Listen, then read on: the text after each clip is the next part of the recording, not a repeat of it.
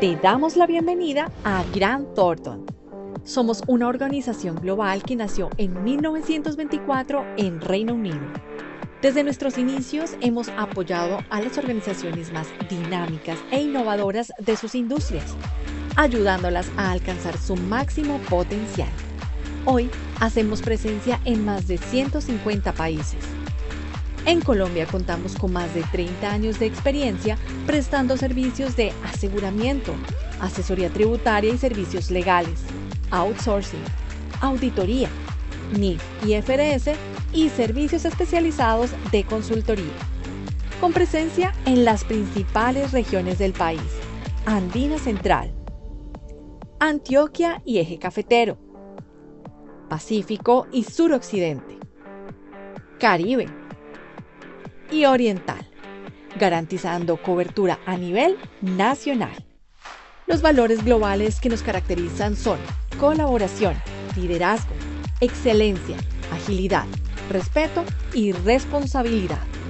Nuestra cultura internacional nos distingue y nos ayuda a construir una red donde todos somos bienvenidos. La actitud amistosa en el trabajo, el enfoque inclusivo como comunidad y la determinación de ir más allá para nuestros clientes nos convierte en su primera opción. En Grant Thornton, Colombia, ofrecemos una experiencia más personal, ágil y proactiva. Vamos más allá de lo habitual. Desafiamos lo convencional, encontrando mejores soluciones para que nuestros colaboradores, clientes y comunidades puedan impactar positivamente en su futuro. Cuidamos a las personas y las relaciones. Somos más ágiles, valoramos las diferentes perspectivas, indicamos el camino, mantenemos un enfoque nítido de calidad. Contamos con amplia experiencia en diversos sectores de la economía: agricultura, comercio, construcción, salud, financiero, manufactura, tecnología, sector público, hotelería y turismo y oil and gas. Somos Grant Thornton Colombia, toda una red de expertos a tu disposición.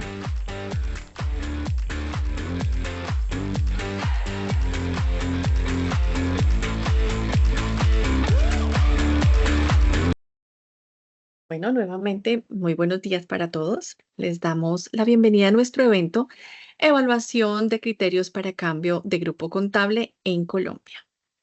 Bueno, los invitamos a escanear nuestro código QR para que puedan conocer nuestros boletines informativos, nuestro canal de podcast y conocer sobre nuestros servicios y próximos eventos. Es muy fácil. Con su dispositivo móvil activamos la cámara y enfocamos el código que aparece en pantalla. Posteriormente aparecerá un link en un recuadro amarillo. Damos clic sobre el link y listo. Se desplegará el menú para que usted acceda al tema de su interés. Nuestra agenda para el día de hoy es la siguiente: evaluación y clasificación de grupos contables en Colombia, requisitos Decreto 2420 de 2015 y principales impactos, desafíos y oportunidades para una compañía del Grupo 2 que adopta NIF plenas. Los invitamos a dejar sus preguntas en el chat de la reunión y nuestros expertos le irán dando respuesta a lo largo de la presentación. Al finalizar, les compartiremos un link para que se registren y puedan recibir las memorias del evento. Los expertos que nos acompañan el día de hoy son Boris René Cárdenas Torres, gerente regional Pacífico y Suroccidente en Grant Thornton. Boris es contador público de la Universidad Surcolombiana con especialización en contabilidad financiera internacional de la Pontificia Universidad Javeriana, galardonado con la Orden al Mérito Académico Javeriano, certificado en normas internacionales de información financiera por el ICAO y en presentación de información financiera internacional por el ACA. Amplia experiencia en implementación de normas internacionales de información financiera, docente universitario y conferencista empresarial en temas relacionados con normas internacionales de información financiera NIFES. Está también con nosotros Diana Rocío Chocontá, gerente de IFRS en Grant Thornton. Diana es contadora pública de la Universidad Central, especialista en estándares internacionales de contabilidad de la Universidad Javeriana.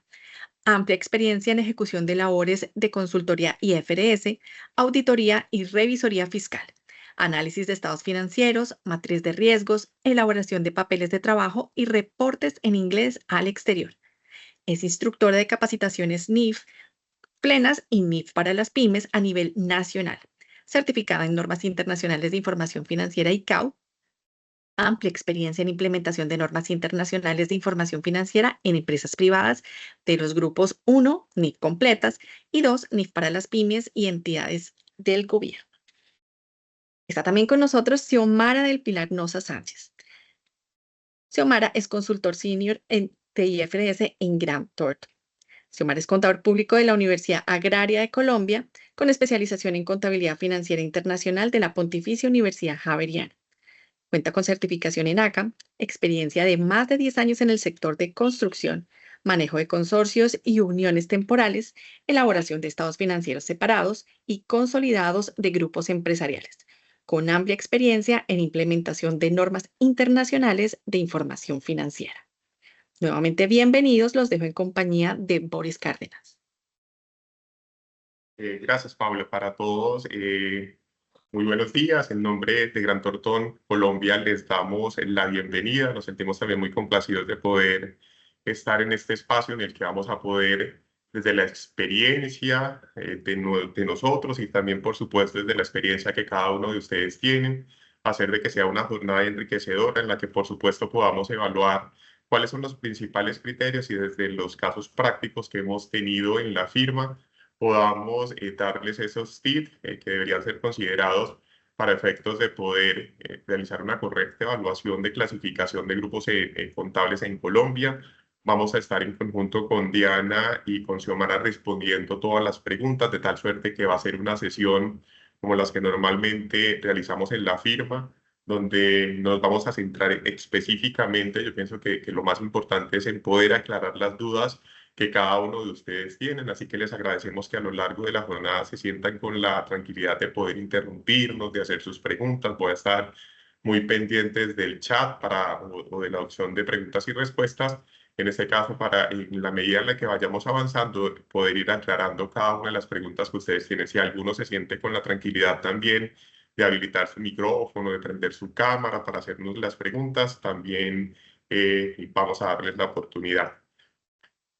Vamos a hablar entonces desde los principales criterios que tiene la norma, en este caso establecidos el decreto 2420 del año 2015, que es el decreto único reglamentario, enfocándonos específicamente en cuáles son los criterios que deberían ser considerados por una compañía para hacer una evaluación. Y también vamos a hacer una evaluación respecto de cuáles son los beneficios de poder ir a un marco superior o en qué casos una compañía pues debería conservar, debería quedarse en pymes con el único propósito de evaluar realmente si conviene o no ir a un marco superior a hacerse acreedor de obligaciones que probablemente en la práctica no necesite. Es decir, vamos a verlo desde todos los puntos de vista con el único propósito de que puedan tener ustedes toda la información necesaria para tomar la decisión, bien sea porque sea obligatoria, si es obligatorio no hay un camino sino hacer la tarea, o si vienen pensándolo, hay una inquietud desde la voluntariedad de cómo abordarlo. Cuando empezamos a abordar esos criterios de clasificación, Diana, ¿cuáles son en estricto sentido, de manera general, los grupos que tenemos en Colombia y cómo normalmente se hace esa evaluación? Gracias, Boris. Bueno, comenzarles por decir que en Colombia las compañías del sector privado, porque también tenemos otros marcos que no, de los cuales no estamos hablando acá, las compañías del sector privado, mediante el decreto único reglamentario que reunió todos los decretos de implementación posterior a la ley 1314 del año 2009, tiene tres grupos contables. Grupo 1, que es el marco ENI plenas. Grupo 2, que es el marco ENI para las pymes. Y grupo 3, que es un marco contable, que si tú me preguntas a mí, que depende de qué marco bajo IASB estamos siguiendo, es un marco más bien creado por nosotros a lo colombiano con unos parámetros para reconocimiento de activos, pasivos, ingresos, costos y gastos. Es más sencillo frente a sus estados financieros. Entonces tenemos cualquier compañía, como dice la contabilidad, obligada que se crea ante Cámara de Comercio, obligada a llevar contabilidad, desde el momento que inicia, tiene que pensar bajo cuál de estos tres marcos voy a llevar mi contabilidad, ¿sí? Desde el día 1 voy a llevar mi contabilidad bajo qué marco estos tres y hay unas características bien interesantes.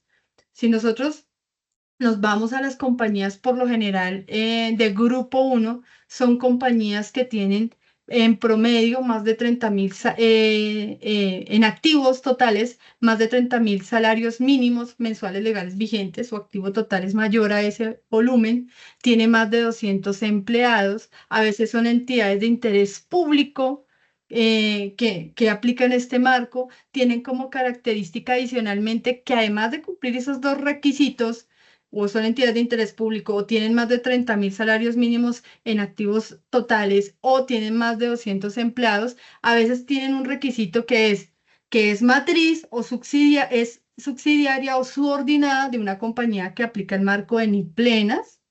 Entonces nosotros ya tenemos que pensar quiénes son los dueños para poder hacer ese análisis. A veces o tenemos un negocio conjunto o un negocio donde aplican NIF plenas, o nuestra matriz no está afuera, está acá internamente, local en Colombia, no fuera de Colombia, y aplica NIF plenas y yo soy una subordinada. O también tenemos el tema donde importo más del 50% o exporto más del 50% en mi ciclo normal de un año, importo más de eso. Entonces, en estas características ya comienzo yo a ubicar quiénes son las compañías de grupo 1. Ahora, grupo 3 lo vamos a ver un poquito más adelante, pero él tenía establecido también un límite de empleados, hasta 10 empleados y hasta 500 salarios mínimos mensuales vigentes el total de activos. ¿Y qué pasa? Grupo 2 salía por diferencia. ¿Por qué sale por diferencia? Porque si conozco el piso, que es grupo 1, y si conozco el piso, perdón, que es grupo 3, y el techo, que es grupo 1, por diferencia sacaba yo que era grupo 2. Ah, bueno, entonces aquellos que no tienen más de 200 empleados, pues es un grupo 2. Aquellos que no tengan más de 30.000 salarios mínimos, pero que tampoco tiene menos de 500 salarios mínimos en activos totales, pues es un grupo 2. En otras palabras, Boris, desde el inicio nos colocaron unos rangos de límites de total de activos y de empleados y unos requisitos en plenas de unas condiciones específicas para pertenecer a ese grupo y nos colocaron unos requisitos en grupo 3. Por diferencial salen las compañías de grupo 2. Esto donde Perfecto, Anita.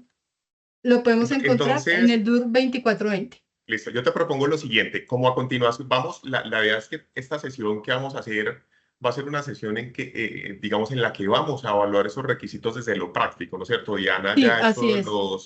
lo ha hecho alusión a algunos criterios de manera general y demás, pero lo que vamos a hacer es volcar todos esos criterios a los que Diana ha hecho referencia y llevarlos a una planilla de Excel, que por supuesto después les vamos a compartir a cada uno de ustedes, donde vamos a aplicar o vamos a indicarle cuál es la manera correcta en la que se tiene que hacer esa evaluación para lograr identificar en primera instancia si pertenecemos o no pertenecemos, por ejemplo, a una compañía del grupo 1 bajo el entendido que grupo, por ejemplo, grupo 2, que es el que aplica NIF para las pymes, es un grupo que por descarte saldría. Criterios generales, es decir, Xiomara, cuando nos vamos a hablar de cuáles son los marcos normativos que aplica una compañía dependiendo del grupo en el que está, nos gustaría poder aclarar, por ejemplo, una compañía que está en grupo 1, cuál es el marco o cuáles las normas que aplica, y una compañía grupo 2, qué normas aplicaría, porque también a lo largo de esta jornada pretendemos hacer alusión a cuáles son las diferencias que hay entre un grupo contable, entre una norma, entre los criterios específicos de una norma y otra para los participantes, por ejemplo. Una compañía que está en grupo 1, ¿qué normas aplica, Xiomara? Listo, gracias Boris. Entonces, por ejemplo, las compañías que están clasificadas bajo grupo 1, estaríamos aplicando, por ejemplo, lo que es la NIC 16 para propiedad, planta y equipo, la NIF 15 que hablamos con ingresos ordinarios, la NIF 16 que estamos hablando de arrendamientos. ¿Sí? Esas serían todas las NIC y las NIF que estamos hablando, las aplicaría un grupo 1, mientras que en NIF Pymes hablamos ya de las secciones, ¿sí? En Perfecto, o sea otras que palabras, podríamos, Misiomi, lo resumimos, ¿cierto, Boris? Grupo 1 aplica el marco de NIF plenas que emite el IASBI y que No podemos decir que todo lo que hace el IASB acá lo estamos aplicando porque pues hay un parámetro de qué normas hoy estamos aplicando, pero significa que las compañías Grupo 1 van y miran al organismo emisor y dice yo estoy aplicando el marco de NIF plenas emitido por el IASB. Y si yo soy un Grupo 2, estoy emitiendo el marco de NIF para las pymes emitido por el IASB. Listo, Que perfecto. tenemos la última versión 2015, ¿no, Boris? De De acuerdo. pymes. Ahora, nos encontramos en un dilema y es que estos criterios muchas veces son evaluados por compañías una vez ya están constituidas y ya llevan cierto tiempo en Colombia, 2014 en adelante y demás, pero también hemos encontrado en la práctica, en la firma, criterios como que llegan compañías a constituirse hoy en día y van a la firma de abogados y probablemente desde la fecha de constitución los abogados pudiesen llegar a recomendar que la compañía o dado que el balance de apertura lo único que considera es un número de activos muy pequeños que puede hacer el aporte, un aporte de capital inicialmente muy reducido hacia la compañía, clasificarlas en el grupo 3, por ejemplo, registrar la compañía en Cámara de Comercio, indicar que están en el grupo 3. Y lo que tenemos que tener presentes también en la práctica es que una vez nos clasificamos en un grupo contable, la obligatoriedad o los periodos de permanencia obligatoria normalmente son 2 años presentando un juego completo de estados financieros o 2 juegos completos de estados financieros, de tal suerte que cuando yo estoy constituyendo una compañía para cada una de las personas que están aquí también, deberían preguntarse no solo qué es lo que yo tengo hoy, sino cuáles son mis necesidades inmediatas y a ello también vamos a hacer referencia. Porque si en el muy corto plazo mis operaciones o en la medida en la que se desarrolle el plan de negocios o el objeto social de la compañía nos van a llevar a desarrollar una operación muy grande, y por qué no puede pasar que la compañía que se constituya en Colombia pertenezca a un grupo multinacional, pues lo que tal vez termine conveniendo o le convenga más a esa nueva compañía que se está hoy, digamos, constituyendo en Colombia, es ir a adoptar un marco superior, bien sea pymes o bien sea NIF completas, dependiendo de las necesidades. Pero empecemos desde la práctica, Diana y Xiomara, cuando vamos a evaluar esos primeros requisitos desde el grupo 1, ¿cómo lo hacemos? Es decir, ¿cuál es la manera correcta de abordarlo? Ya hemos dicho que una compañía cuando se constituye inicialmente tiene la posibilidad de tomar esa decisión voluntaria de irse al grupo 1, grupo 2 o grupo 3, dependiendo de su plan de negocio, porque aquí es importante no solo vincular criterios legales, sino también ver cómo yo me veo como compañía en los próximos años. Bueno, yo voy a decir uno, ya le dejo uno a a Xiomara, aquí por cariño. Uno de los que yo veo, llegan muchas compañías, y lo digo ya con esta experiencia de estos años, que se crean recientemente y el abogado no sabe NIF, como tú lo acabas de decir. Entonces, cuando uno recibe el Cámara de Comercio, se creó, no, que grupo 3. Entonces, lo primero que uno se sienta es a conocer la proyección del negocio de la compañía. ¿Con quién se tiene que sentar uno? Se tiene que sentar con los dueños del aviso, los inversionistas, los que están creando aquí el proyecto, cuáles son sus ambiciones a futuro, porque si usted en especial, digamos que la compañía es una compañía que aplica US GAAP, que es el marco, es el GAAP de Estados Unidos para las compañías allá llevada, y la matriz que está allá aplica US GAAP, y la creada aquí en Colombia como Grupo 3, según Cámara y Comercio, con apenas 3, 4 empleados, el poquito de activos que colocaron, quedó como Grupo 3, entonces uno le dice, venga, ustedes, si son dueños 100% de esta compañía aquí en Colombia, a usted le va a tocar consolidar, ¿cierto? Sí, sí, sí, claro. Y usted aplica US GAAP, o sea que usted aplica el ASC 842, que es una norma de arrendamientos, que en su origen y con pequeñas diferencias es muy similar a la NIF 16 del marco de NIF plenas. Y también vamos a decir, entonces usted aplica en ingresos el ASC 606, que si yo llego y lo reviso, ese marco que usted aplica ya a la matriz, y yo lo llevo aquí a la subsidiaria en Colombia, pues equivale a cuál de todos los marcos, al de NIF plenas, a la NIF 15. Y si yo sigo en ese orden, si usted va a preparar estados financieros consolidados con la que creó aquí en Colombia, resulta que usted prepara estados financieros con un propósito, y es tener políticas uniformes y que la compañía se vea como una sola entidad. En ese escenario, Boris, lo que yo le sugiero a mi cliente es revise si para usted y la proyección de su negocio es que esto va a crecer, y el hecho de consolidar le va a dar lugar a que aquí en Colombia, estatutariamente, si eligió el marco de pymes o un GRAP o inferior, inclusive un grupo 3, no le va a dar a usted para los requisitos de su consolidado. Entonces, ¿qué va a tocar hacer? Que en Colombia usted sigue con su marco que eligió acá pequeño, pero para efectos de consolidación van a tener que hacer unos ajustes significativos en dado caso de que usted va a tener muchos arriendos o su ingreso va a ser significativo. Entonces, en ese escenario, yo le digo al cliente, evalúe su negocio, porque si usted quiere de alguna manera mitigar tanto ajuste a su consolidado, pues la compañía aquí en Colombia, que hoy no cumple todos los requisitos para ser plenas, porque hoy no tiene más de 30.000 salarios mínimos ni 200 empleados, tengamos en cuenta que hasta ahora se creó con 3 muñecos allá ante Cámara y Comercio y algunos activos. Entonces, voluntariamente, usted puede decidir desde la creación de la empresa ser plenas, pero no porque amanecí carnavalito y quiero ser plenas, sino porque yo conozco una proyección del negocio y conozco que mi casa matriz aplica US GAAP y de pronto me asesoro con alguien y sé que las normas que se le parecen un poco más a US GAAP, se le parecen, no quiere decir que son exactamente iguales, que tienen similitudes, es el marco de NI plenas, por los estándares que hablaba anteriormente. No sé si Omar, ¿qué quieres agregar?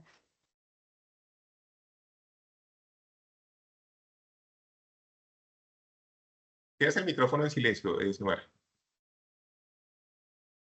Perdón, gracias. Sí, entonces estaba diciendo acá con el micrófono cerrado, que como hemos hablado, nosotros cuando nos llegan nuestros clientes para hacer las evaluaciones de los cambios de marcos, ¿qué hacemos? Tenemos pues nuestro cuadrito en Excel, que es el que vamos ahorita a compartirles, para poder hacer esa evaluación. Si hablamos a grandes rasgos, a nivel general, ¿qué se evalúa para decir si es grupo 1, grupo 2 o grupo 3? Pues el tamaño de la compañía, la cantidad de los empleados, que es lo que estaba hablando Diana, el valor de los activos, si realiza importaciones o exportaciones, si el hecho de que esté asociada o no con empresas extranjeras, si cotizan en bolsa, ¿sí? Entonces, son estos a grandes rasgos son las evaluaciones que nosotros hacemos. Entonces, como decía Diana, por ejemplo, cuando hablamos del grupo 1, si hablamos a nivel de activos, el total de activos, hablamos de que sea igual o superior a los 30.000 salarios mínimos y que sus empleados, sus trabajadores, su planta de personal sea mayor a los 200 empleados. Cuando hablamos ya del grupo 2, entonces estaríamos diciendo que en cuanto a los activos totales sería entre 500 y 30.000 salarios mínimos y que su nómina de personal esté entre 11 y 200. Es decir, que si nos vamos ya a lo que nos queda en el grupo 3 sería inferior a 11 empleados, o sea, un máximo de 10 empleados, y que sus activos totales no superen las 500 salarios mínimos mensuales legales vigentes. ¿Qué Listo, pasa? Xiomara y Diana, yo les propongo algo. Como ya hemos hecho referencia a manejar, vámonos al Excel. Es decir, yo quiero que ya Sí, vámonos empecemos a al abordar Excel. desde la práctica. Entonces, les propongo que abramos la planilla y veamos el caso práctico que tenemos para efectos de, primero, hacer una evaluación desde la planilla que tenemos definida en la firma como papel de trabajo, pero que luego vayamos y abordemos cuál es la manera correcta en la que podemos definir la elaboración de un estado de situación financiera de apertura, cuáles son las opciones voluntarias, cuáles son las opciones obligatorias que tiene una compañía, entre otros conceptos, y vamos a tocar cada uno de esos criterios a los que ustedes han hecho referencia. Perfecto, Boris. Entonces, tenemos dentro de este caso práctico que teníamos aquí al final para un poquito que lo entiendan. Este es uno de los casos que nos llegan comúnmente, pero digamos, este ha sido de los clientes que llegaron este año. Pueden haber muchos casos aquí más que podamos llevar. Una compañía del sector retail que se dedica a la venta de esencias para el hogar aplicó el marco de NIPYME desde el año 2016. En el año 2023 fue adquirida por una compañía local que aplica el marco de NIP plenas. Los accionistas que vendieron, o sea, los anteriores accionistas, los que vendieron, son personas naturales colombianos sin ninguna influencia extranjera, nada. Entonces, ¿qué está pasando acá? Nos sentamos y ¿cuándo aplicó por primera vez el marco de NIP plenas? Los primeros estados financieros bajo NIP plenas fueron en el 2016, ¿cierto? Entonces allá sacamos nuestros estados financieros, primeros estados financieros. ¿Qué nos obligaba el decreto, Boris? Usted tiene que estar por lo menos 3 años en ese marco para migrar al marco de plenas. Digamos que desde el 16 hasta el 23 aplicó NIP para las pymes, grupos, el marco de NIP para las pymes. ¿Y qué es lo que le pasa de nuevo a esta compañía? O sea, ¿qué es lo raro que le pasa a esta compañía? Que alguien, una compañía del mercado, dice, esta amiga está interesante, la voy a comprar, la compra bajo una norma que es la de combinación de negocios, la compra, ella sigue funcionando, o sea, hay un tema de control donde su controlante ahora es una compañía que aplica NIP plenas. Entonces, como esto se da al cierre ya el 23, comenzando el 24, entonces ellos dicen, bueno, ¿qué es lo que está pasando? Entonces, que esta compañía fue adquirida por una compañía que aplica NIP plena cerrando el 2023. Entonces, ¿qué tenemos acá? Primero, los activos, pido los activos porque si nos vamos al decreto 2420, entonces vamos a irnos a como tenemos la evaluación, que es como lo tiene el decreto 2420. Entonces, el decreto 2420, primero la entidad, entonces voy a colocarle aquí a mi compañía, la compañía ABC. Ustedes cuando lo reciban allá, está la compañía ABC. Ustedes tienen que revisar para qué año está esta plantilla, porque pues obvio esta plantilla es actualizada con la información, si la estoy diligenciando al cierre del 2023 y como hay unos criterios en salarios mínimos, los salarios mínimos están para el 2023. Entonces, la primera pregunta, ¿la compañía ha cumplido su periodo de permanencia obligatoria de 3 años en el grupo contable en el que está clasificada actualmente, presentando por lo menos 2 periodos comparativos de estados financieros bajo el marco técnico al que les aplicable, marco NIP plenas o NIP para las pymes? Entonces, volvámonos al enunciado. Señores, ¿bajo qué marco venía la compañía? Xiaomi. Bajo pymes, ¿cierto? Entonces, ¿ya pasaron 3 años aplicando el marco de NIP plena? Sí, o sea, si nos ponemos a mirar del 16 al 23, ya han pasado más de 3 años aplicando el marco de NIP para las pymes. Entonces, sí. Parámetros de clasificación. La entidad es emisora de valores. Entidad y negocios fiduciarios que tenga valores inscritos en el Dianita, registro. yo te puedo, nos podemos devolver un momento al criterio anterior y es una de las preguntas grandes que claramente queda sujeta a interpretación y es, bueno, yo año a año hago esta evaluación, que es lo que uno debería preguntarse.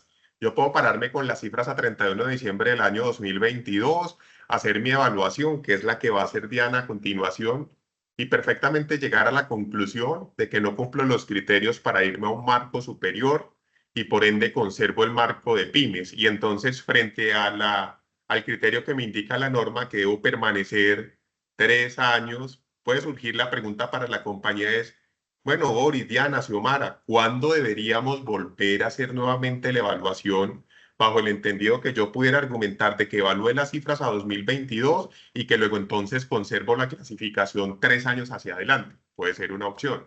O la otra es que año a año estoy también en la obligación de volver a evaluar esos criterios porque pudiese ser de que el año 2022 no cumplo los criterios obligatorios a los que vamos a evaluar a continuación en la planilla, pero que sí pueda cumplirlos en el año 2023. Entonces aquí la recomendación es que como la norma no lo deja claramente establecida, la posición más conservadora pudiese ser en este caso que la evaluación se haga año a año, ¿de acuerdo? Y que no digamos evalúe en el 22 y me voy a esperar 3 años más argumentando que ya estoy en este grupo. No, lo correcto es al corte de cada año hacer una correcta evaluación porque los criterios que no cumplí en el año 2022 probablemente los puedo cumplir en el 23 o en el 24. Solo quería agregar eso. Gracias, Boris. Ahí tú acabas de decir algo importante antes de pasar al tema de evaluación. Un cliente reciente que recibí me pasó una posición que yo dije, oye, esto nunca lo había vivido. Ustedes saben que las compañías, no todas están obligadas a enviar sus estados financieros de propósito general a la superintendencia que le corresponda, porque muchas no son ni inspeccionadas ni vigiladas, ¿cierto? Entonces nunca han mandado un estado financiero. Lo primero que dice por allá el marco, el DUR 2420, Boris, es que le informe del cambio a su ente de control y que de no existir que quede documentado. Ahorita no me acuerdo exactamente qué artículo lo dice el 2420. Pero es curioso porque esta compañía pasa de pymes a plenas, pero nunca había reportado bajo pymes porque es muy nueva, relativamente nueva, no más de 10 años. Entonces, ella nunca había reportado a la Superintendencia de Sociedades. Cuando hacemos la carta informándole a las super sociedades que ella iba a cambiar de marco de grupo 2 a grupo 3, me pareció curioso, no fue en Bogotá, no fue en Bogotá, lo debo aclarar. No fue en Bogotá, pero el cliente me decía, no, señora Diana, es que me dicen en la superintendencia que tiene que haber pasado 3 años reportándole a la superintendencia los últimos estados financieros, los 3 últimos años de estados financieros. Yo dije, no, qué pena, la norma no, mire lo que dice la norma, que haya cumplido un periodo de permanencia obligatoria de 3 años en el grupo contable en el que actualmente está. O sea, usted emitió durante esos últimos 3 años estados financieros bajo el marco, digamos, en este caso, ni para pymes. No está diciendo ya que los últimos estados financieros de los últimos 3 años bajo pymes o el marco presente debió haber sido reportado a la superintendencia que le corresponda. Nunca lo dice.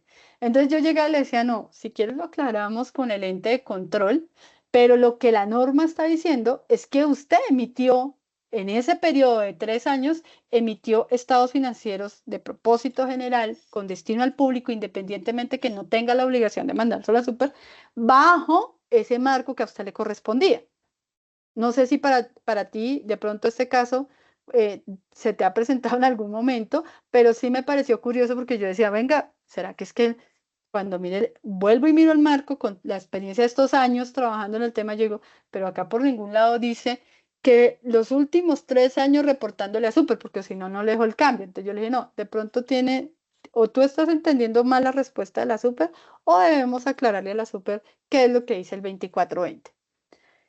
Bueno, con respecto a este tema, para continuar, entonces, ¿qué requisitos tiene nuestra plantilla de acuerdo al decreto 2420 del 2015 que ustedes lo pueden ir a descargar? Venga, la entidad, ¿cuál entidad? La compañía que yo estoy evaluando es emisora de valores, entidad o negocios fiduciarios que tengan inscrito en el Mercado Nacional de Valores. En el caso de mi compañía, no lo es. Boris, no sé si de pronto quieres contarles qué es una compañía emisora de valores. Pues normalmente son compañías que registran sus acciones o instrumentos de deuda, bonos o demás que otros conceptos en un mercado público de valores. Por ejemplo, en la Bolsa de Valores de Colombia, si lo vemos desde la perspectiva local. Normalmente, pues este tipo de compañías ya tienen muy clara en la práctica que son compañías que están obligadas a adoptar NIF plenas bajo el entendido incluso que estas normas, las NIF completas, están hechas justamente para este tipo de compañías, ¿no? Así Para es, compañías emisoras de valores o para compañías públicas o de de interés interés público. público, como es la segunda. Exacto. Entonces, estas características, la 1 y la 2, como lo acaba de decir Boris, son características que vienen dadas desde el mismo marco de NIF plenas y que lo recoge el decreto, que son características para aplicar NIF plenas. En este caso, nuestra compañía ni es una compañía de interés público, ni ni es emisora de valores en un mercado registrado de interés público. Listo. Vienen los requisitos adicionales, ¿sí? Y aquí lo tenemos. Entonces, cuando nos vamos al decreto 2420, Boris, algo que uno tiene que revisar, dice que el cálculo de empleados, del número de trabajadores, no es que yo mido la planta de trabajadores al 31 de diciembre del 23, no. Dice, el cálculo de trabajadores y de activos totales a los que alude el numeral se hará con base en el promedio de los 12 correspondiente al año anterior del periodo de preparación obligatoria definido en el cronograma. Entonces, si yo estoy haciendo un análisis cerrando 2023, yo digo, bueno, venga, cojo los datos a 31 de diciembre del 2023, el promedio de trabajadores y el promedio de salarios mínimos. Si nos damos cuenta, el promedio de trabajadores es un sí, ¿cierto? Y si nos damos cuenta, el promedio de salarios mínimos son 44 salarios mínimos. Acá, Bueno, acá creo que nos faltaron unos ceritos. Acá nos faltaron unos ceritos, ya que recuerdo porque Listo, ya Diana, los... mientras vas colocándole los ceros, yo voy haciendo algunas referencias. Algo súper importante a lo que ha hecho referencia Diana en este caso es que corresponde a un promedio, lo cual implica, como ustedes lo ven en la planilla de ejemplo que estamos haciendo, que yo debería ir a mi contabilidad mes a mes y extraer el número de los activos. Entonces, genero el balance de enero del 2023, tomo el número de los activos y lo traigo a la planilla o al papel de trabajo que ustedes tengan diseñado. Quiere decir de que esta sea la única manera. Probablemente ustedes ya tienen el papel de trabajo con el que están más familiarizados. En el caso nuestro, le pedimos a la compañía, cualquiera sea la compañía que está interesada, por ejemplo, en contratar esto o hacer este análisis, les pedimos regálenme 12 balances, el balance de enero, febrero y así sucesivamente hasta diciembre. Esto queda muy claro porque es información que está dentro del resorte de nosotros, la mayoría, supongo, de las personas que estamos aquí o que asistimos a este evento, que somos o financieros o somos contadores y demás. Pero cuando nos vamos al número de trabajadores, entonces aquí también termina siendo importante que analicemos qué considera o qué entiende la norma como un trabajador.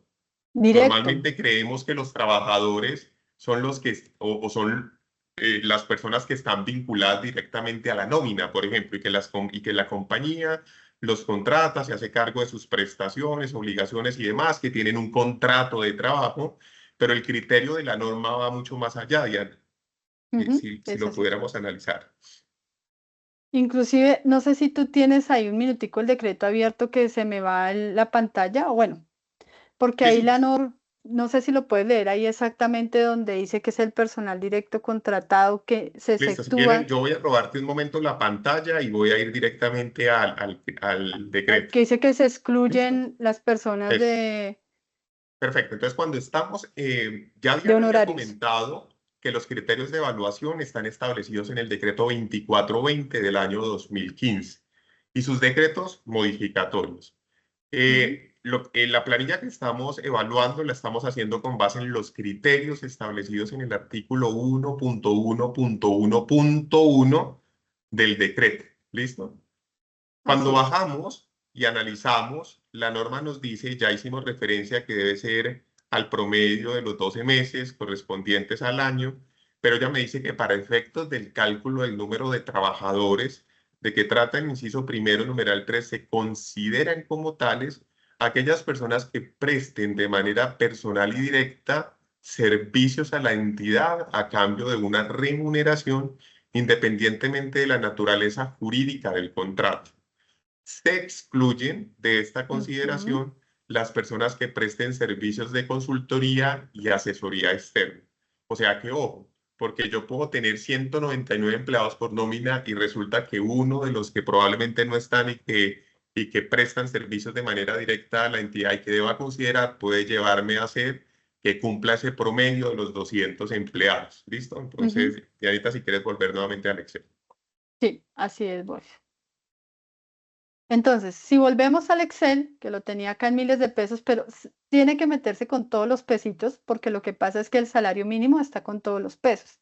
Entonces, ¿qué significa? Que debo ingresar los datos financieros, pido los balances con todos los ceros hasta el 31 de diciembre del 2023. Entonces, ¿qué estamos obteniendo producto de esta empresa? Que tiene un promedio de trabajadores en las condiciones que acaba de decir Boris, de 236 empleados directos y independiente del tipo del contrato que tengan. Y adicionalmente tengo activos totales promedio de 43.822. Entonces nos vamos a nuestra evaluación. Entonces, vamos. Bueno, Dianita, tenemos una pregunta que va en línea justamente con lo que estás diciendo. Ana sí, señor. Gide Rodríguez nos dice lo siguiente: mil gracias por la invitación. Pregunta: pertenezco al grupo 2, pero la matriz es plenas. No está en la bolsa de valores. ¿Qué debo hacer? Lo que debes Es hacer, Ana Gide, es justamente lo que está haciendo en estos momentos Diana. Ya total. descartamos hacia arriba que en el caso práctico que estamos haciendo, la tarea tuya, ¿cuál es? Diligenciar la planilla que estamos haciendo. y partir desde los criterios de empleados y activos, que es justamente lo que estamos haciendo en estos momentos. Entonces, si te compartimos la planilla, el día de mañana lo que vas a hacer es, respecto a la información del año 2023, bajar el balance de enero, febrero, marzo, abril, mayo, junio, diciembre, traer esos datos y incluirlos en la planilla para calcular el promedio de los activos del año 2023, ir y calcular cuál es el número de trabajadores, conforme lo que ya acabamos de leer directamente, que son aquellas personas que prestan directamente servicios a la compañía a cambio de una remuneración, excluyendo en este caso las personas que presten servicios de consultoría de asesoría externa, y mes a mes también los incluyes en la planilla. Hasta aquí vamos, Ana Give, y eso es lo que deberías hacer. Luego nos vamos y ya Diana sigue con lo demás. Listo. Entonces, Ana Give, cualquiera de estas dos que se cumpla, porque la norma que dice, ¿qué pasa donde yo hubiera tenido el promedio de trabajadores? O sea, esto me da un go, un ok, pero este no. Entonces, la norma, en este caso, los dos están, ¿sí? Pero para en el caso de Nayibe, con que se cumpla uno de estos dos, tengo que seguir la siguiente evaluación. Entonces, dice, si las respuestas son negativas, pues de empleados o de empleados o de salarios mínimos en total activos, pues ya no debe continuar con la siguiente información. Pero si yo cumplo en uno de estos dos, o el número de trabajadores promedio, o el número de activos totales, yo debo continuar, porque hay un condicional que aquí no vemos, pero que sí lo dice el decreto. Uno de estos y ese condicional y cualquiera de los siguientes cuatro. Entonces, ¿cuál es ese y condicional? La entidad es subordinada o sucursal de una entidad extranjera que aplique NIP plenas. En el caso de nosotros no es que una compañía extranjera la compró, no. Una compañía local que aplica NIP plena la compró. Entonces aquí este es no para el caso de mi ejemplo. En el caso tuyo, Nayibe, si cumpliendo cualquiera de estos dos, ese requisito y ese condicional, tu compañía es subordinada o sucursal de una aplicación, entonces para ti sería un sí. En el caso mío es no, pero para el caso mío la siguiente pregunta, el B, la entidad es subordinada o matriz de una compañía nacional que va a aplicar NIP plenas. En el caso mío esto es un sí. ¿Por qué? Porque en el ejemplo que yo estaba colocando en el PowerPoint, estoy diciendo que la compañía fue comprada por una compañía que localmente aplica NIP plenas. La compañía es matriz, o sea, ella por sí es matriz, es controlante de otra, asociada o negocio conjunto de una o más entidades extranjeras que apliquen NIP plenas, en mi caso no. Pero entonces aquí recordemos algo, que son conceptos de consolidación, pero que son necesarios decirlos. ¿Quién es matriz? Matriz es la compañía controlante de acuerdo a la NIF 10 o la sección 9 de pymes, que ejerce control de acuerdo a unos criterios que tiene la norma, asociada, que no tengo ni control, pero tengo influencia significativa, negocio conjunto, donde comparto el control, unánimemente comparto el control, de una o más entidades que extranjeras que apliquen NIP plenas. Entonces no está diciendo nacionales, sino que si soy matriz, asociado, negocio conjunto, de una o más entidades que apliquen NIP plenas. Entonces en este caso, no. La compañía realizó importaciones o exportaciones en el periodo de evaluación. ¿Cuál periodo de evaluación, Boris? Pues en este caso estamos analizando el 2023. En el periodo de evaluación que represente más del 50% de las compras o de las ventas respectivamente. En este caso, digamos que todavía para mi compañía no. Pero mi compañía debe aplicar NIP plenas. Entonces, ¿cuál es la conclusión? Primero, ya aplicó inicialmente por más de 3 años, estuvo en el marco de NIP pymes. Claro, estuvo más de 3 años, desde el 2016 hasta el año 2023. Siguiente, aunque no es una empresa que esté en el mercado de valores, es una compañía que el total de activos y el total de empleados promedio superan los topes que tiene la norma. Porque si cumplo estos, pero ninguno de estos, no soy ¿no? Obligatoriamente no tengo que pasar al marco de plenas. Pero hay un I, que aquí lo voy a poner en rojito como para que ustedes se acuerden, y que se cumpla cualquiera de las siguientes. Entonces, cumplo estas dos o cualquiera de estas dos y cumplo la que ella es ahora una subsidiaria, o sea, ella está bajo el control de una compañía que aplica NIF plenas. Nayib, entonces, no sé si en este escenario, si tú cumplieras cualquiera de estas dos, ¿cuál crees de las siguientes que aplicas si quieres participar? ¿El A, el B, el C o el D? Creo que para el caso de Ana Gide se cumple la misma tuya, porque ella estaba indicando que su casa matriz está en Colombia y aplica plenas. Entonces, Es la misma sería mía. similar. Lo único que debería analizar Ana Gide es si el número de activos, si cumple el criterio de activos o pasivos.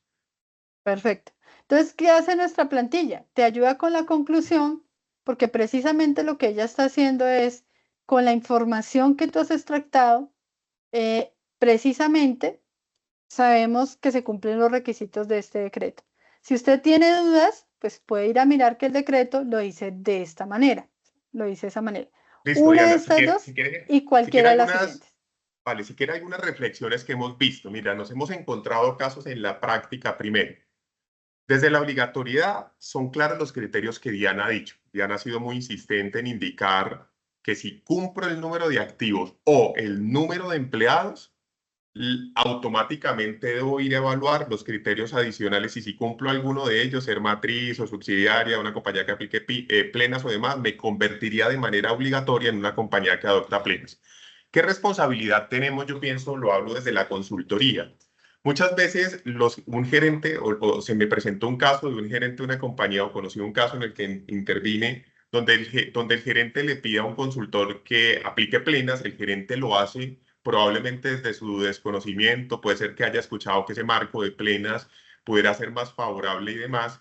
Y la respuesta, siempre lo que debería pasar en la práctica es que uno de manera responsable indique cuál es el camino que debo seguir. Lo primero es si es obligatorio o no, los criterios de obligatoriedad están acá. En ese caso que tuvimos, el consultor evaluaba y concluía y le decía a la compañía que era obligatorio por el solo hecho de tener exportaciones, que porque ella exportaba o porque sus importaciones, perdón, eran mayor al 50%, que ya automáticamente la compañía se convertía en adoptante de NIF completas. Y claramente hay un error porque la norma en este caso está diciendo que en primer lugar debo evaluar mis activos y debo evaluar el promedio de empleados para saber si cumplen los topes y que adicionalmente se cumpla el criterio anterior. O sea que de entrada hay un desconocimiento. Segundo, también tengo la responsabilidad de indicarle a esa compañía que hoy quiere adoptar NIF plenas lo que significa para ella, que es lo que vamos a hacer a continuación también. Si hay alguna de las preguntas, creo que hay en el chat hay algunas preguntas también, o si la pueden hacer es, ¿qué pasa si yo no estando obligado o no cumplo los criterios de obligatoriedad de la norma, me voy a aplicar ese marco normativo superior? ¿Cuáles son esas obligaciones adicionales que me impondría a mí como compañía irme a ese marco si realmente me favorece o no me favorece ir a ese marco superior? O también puede pasar que dependiendo de limitantes o de los criterios de diferencia que existan entre las normas, también lo vimos en los procesos de adopción de normas internacionales hace un par de años cuando pasamos del 2649 a plenas o pymes, que muchas compañías encontraron beneficioso irse a un marco superior porque simplemente criterios de la misma NIF para las pymes no les permitían capitalizar ciertos conceptos. O sea, debería ser una decisión que en todo caso debe ser informada y yo pienso que como consultores tenemos esa obligación también hacia las compañías de indicarles cuál es el camino correcto y si deben o no irse a un marco superior dependiendo de los criterios evaluados diarios. Sí, así es, Boris. Inclusive, la plantilla en esto les va a facilitar porque si ustedes colocan, si cumplo los empleados o si tengo los más de los 30.000 salarios mínimos, pero si yo no cumplo nada de esto, entonces lo primero que va a decir la norma, la conclusión de la planilla es, venga, usted puede seguir aplicando el marco grupo 2. Ahora, vamos a dejarla con el ejemplo que yo lo tenía, que es que si se cumple una. Si usted llegara a tener el caso anterior, que yo llego y digo, sí, cumplo cualquiera de estas dos, pero no cumplo ninguna de las anteriores, antes de ir a tomar una decisión, usted debe evaluar por qué se iría a un marco mucho mayor, porque es mayores exigencias en varias cosas que vamos a mirar. Entonces, Listo. Hasta volvemos a aquí, la presentación. Dianita, hasta acá hemos hecho el recorrido de los criterios, pero ahora preguntémonos, ¿y qué pasa si yo como compañía cumplo esos criterios como está en el Excel y me vuelvo adoptante de un marco superior, que en este caso sería NIF plenas? ¿Cuál es el camino que tiene una compañía o qué debe hacer a continuación de acuerdo a lo que está establecido en las normas? Listo, dale. Entonces acá le vamos a dar el paso a Xiomara. Que, entonces, ¿qué pasa en un cronograma de implementación? Ya cumplí los requisitos, Xiomi. ¿Qué tengo que hacer? Listo, entonces cuando las compañías, después de hacer la evaluación que nos estabas indicando, que nos estaban indicando ustedes dos, entonces, ¿qué debe hacer la compañía? Debemos evaluar inicialmente que estemos, que hayamos estado, la contabilidad la hayamos llevado 3 años mínimo, por lo menos 3 años, ¿cierto? Entonces, ¿qué va a pasar? Que cuando hagamos la presentación de los estados financieros, la compañía deberá presentar 3 ítems. El ESFA, que deberá ser evaluado al 1 de enero, voy a poner el ejemplo a 1 de enero del año 2024, Si un quieres año con de este ejemplo, transición. ¿quieres con el ejemplo que tiene la presentación? Está el siguiente, gracias, muy amable. Entonces, deberá entregar cuando sea un cambio obligatorio. Entonces, en nuestro ejemplo que tenemos plasmado acá, de acuerdo al decreto único reglamentario del 2420, un ESFA a 1 de enero del 2024, un año de transición, como nos lo indica la norma, a 31 de diciembre del 2024, y ya la aplicación obligatoria va a ser al 31 de diciembre del 2025. ¿Qué va a pasar en nuestra opción 2? Nuestra opción 2 no la está dando de manera ya voluntaria. Esta opción 2 está basada en el concepto 410 del 2017 que emitió el Consejo Técnico de la Contaduría Pública, basándose a su vez del decreto único reglamentario, donde nos va a decir, bien, si usted hace esa aplicación voluntaria, entonces para nuestro ejemplo usted va a hacer un ESFA 1 de enero del 23, un periodo de transición al 31 de diciembre del 2023, y va a ser una aplicación ya obligatoria al 31 de diciembre del 24. Entonces, ¿qué pasa? Que estamos haciendo la aclaración acá. Entonces, para los efectos ya como tal de los registros contables en el software, ¿sí? Estos ajustes que son del ESFA y del periodo de transición, cuando hago el cambio de marco de pymes a plenas, debo reconocerlo al 1 de enero del año obligatorio. Esto lo estamos hablando ya en el software, que cada uno lo tenga, y esto va a ir contra ganancias acumuladas en el patrimonio, ¿sí? Pero, o no obstante, para efectos de presentación en los estados financieros, estos ajustes del ESFA se irán contra patrimonio. Van a ser nuestros primeros ajustes que vamos a tener por conversión de un marco al otro. Estos van a tener que ir a contra patrimonio, pero ya los ajustes que nosotros efectuemos o que se vayan generando en el periodo de transición o en el año obligatorio ya van a ir contra resultados, ¿sí? ¿Qué va a pasar? Que aquí vamos a encontrar ajustes también que no van a ir ni contra en patrimonio ni resultados, sino que también van a ir a hacer unas afectaciones al ORI, ya dependiendo cuáles sean esos ajustes que vayamos haciendo la evaluación. Xiomi, yo creo que ahí es importante resaltar algo. Yo creo que cuando alguien ve esa explicación va a pensar, lo primero, "Uy, me dices que los ajustes tanto del ESFA del año de transición, o sea, si me fuera por esta opción, el 1 de enero del 24 más los ajustes del año de transición, 31 de diciembre del 24, me los voy a llevar el 1 de enero del 25 por la mañana al sistema. Entonces, lo primero que uno piensa, listo, súper, Diana. Y entonces usted me dice acá que no obstante para efectos de preparación, entonces ahí yo me detengo en el tiempo, pero ya en la preparación los del ESFA va contra patrimonio y los de la transición va contra resultados. Entonces uno se hace un par en el camino. ¿Y por qué se vuelve importante? Porque usted va a emitir sus primeros estados financieros. El hecho de que sean sus primeros estados financieros no significa que no son comparativos. Entonces, cuando nos vamos a lo que exige esta norma, nosotros tenemos que recordar bajo qué norma hacemos implementación. Entonces, uno tiene que irse, si estoy aplicando, estoy migrando de grupo 2 a el marco de NIF plenas, la NIF 1 de adopción por primera vez, estoy aplicando ese marco. Y él me dice que yo voy a sacar un balance, un estado de situación financiera a 3 columnas. Entonces, ¿qué va a tener ese estado de situación financiera? El 1 de enero del 2024, el 31 de diciembre del 2024 y el 31 de diciembre del 2025. O sea que estoy presentando ese primer balance, estado de situación financiera, que recoge las cuentas de balance a 3 columnas. Pero ojo, también estoy presentando un estado de resultados integral. Y ese estado de resultados integral está comparando el 2025 con el 2024. El 2025 es mi año obligatorio, digamos, cogiéndolo en la opción 1. O sea, ¿qué quiere decir? Que desde el 1 de enero del 2025, que hice mi registro allá en la contabilidad para llevar bajo plenas y que ese registro el 1 de enero del 2025 involucró los cambios del ESFA y el año de transición contra patrimonio. Entonces yo llego y digo, el 25 estuvo bajo plenas. ¿Y qué le pasó al año de transición?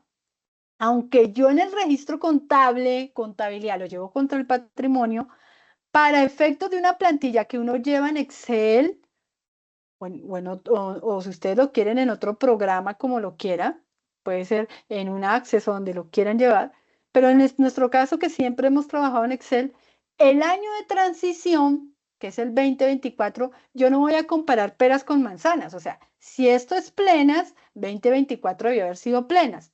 Entonces, ¿qué significa? Que yo construí un estado de resultados integral, por eso los ajustes del año de transición van a resultados en esa planilla extracontable que no está en la contabilidad, porque yo lo que estoy haciendo es rehaciendo el estado de resultados bajo ni plenas con los ajustes que hubieran impactado resultados, y yo ya digo, algo que me obliga la NIF 1 es concilie el resultado bajo pymes y llegue al resultado bajo plenas. Bueno, o concilie el resultado de su marco precedente y llegue al nuevo marco, porque te lo exige la IFRS, en este caso la 1. En este escenario, ¿por qué se vuelve importante? Porque, claro, ustedes llegan y dicen, pero en el sistema todo va contra patrimonio. Sí, el 1 de enero del año obligatorio todo va contra patrimonio. Pero como usted llevó contabilidades paralelas, su último año en la primera opción, su último año bajo pymes fue el 2024. ¿Qué quiere decir eso? Que para el público que leyó sus estados financieros de propósito general, para los accionistas, el 2024 se cerró bajo pymes. Y esos fueron los que salieron. Pymes 2024 contra 2023, comparados. Pero en el 25, cuando saque sus primeros estados financieros, 31 de diciembre del 25, comparados con los del 24, ese 24 con el cual estoy comparando está reexpresado a plenas. No es la misma utilidad que usted traía de pymes del 24, sino que usted en una plantilla en Excel elaboró esos estados financieros y reexpresó el resultado del 2024.